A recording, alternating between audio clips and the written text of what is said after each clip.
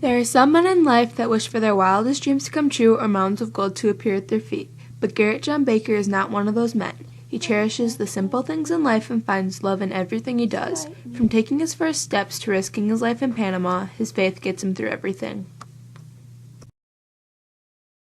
Gerrit John Baker was born on April 6, 1933, to parents Jenny and Walter Baker.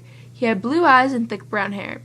Gerrit was the youngest of three boys, the oldest being Pete and the second oldest being Bert. They lived on a farm, so they did chores like milking cows and feeding chickens. Growing up, his best friend was Shep, his German shepherd. They would pull each other around in the wagon. He would also play on the sax swing with the neighbor kids. One time they dared him to go as high as he could. He fell unconscious and woke up later with minor injuries. His favorite meal as a child was meat and potatoes.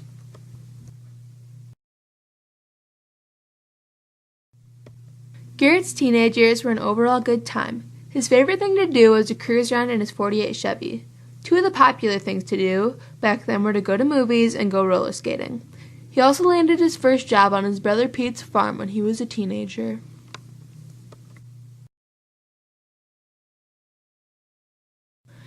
One of the few things that Gerrit didn't like was school.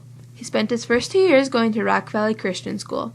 After that, he spent the next 5 years going to his country school with his favorite teacher, Ines Miller. The reason she was his favorite was because she gave him a ride to school every morning. His last year of school was spent at Rock Valley Public School.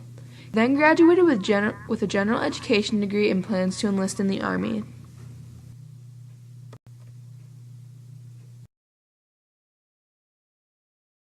Gerrit and his buddy were getting out of church in Carmel, Iowa. He turned around and saw the prettiest girl following him out the door. As luck would have it, Gerrit managed to talk her into going on a date with him. They got married on February 5, 1954, 2 years before he was deployed to Georgia. Their wedding colors were mint green and lavender.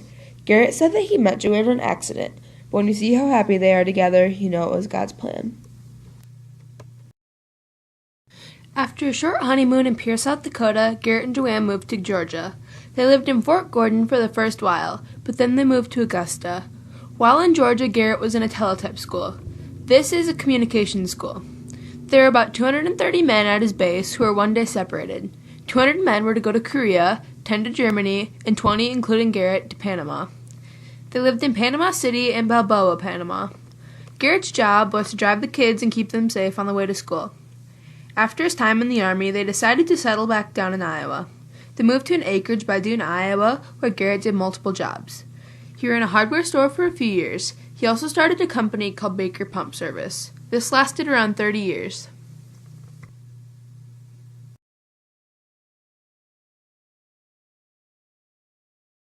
Since they had settled down, they were thinking about children. They didn't know if they were ready for children or not, but all their worries were soon washed away by the sweet cries of Gary Wayne Baker. Gary was born on November 6, 1959, and adopted a few weeks later by Gerrit and Joanne. They loved Gary so much that they decided to adopt another child. Julianne Baker was born on December 31, 1962, but adopted a week later. When Gary and Julie were growing up, there were a lot of arguing. They could barely even take a trip to their favorite family vacation spot, Battle Lake. Once both children were out of the house, Gerrit and Joanne continued their hobbies such as crocheting and playing cards. Gerrit even got a job at a machine shop in Sioux Falls. As the time flew by, they gained 2 grandgirls named Alyssa and Ashley. They also have 6 great-grandchildren whose names are Farrah, Jackson, Joanna, Mason, Landon, and Charlie. Gerrit John Baker is a simple man with a simple goal. He doesn't want people to see him but a God that shines through him. Looking back on his life, he would change nothing. He's thankful for all the things that happened, and I'm thankful for him.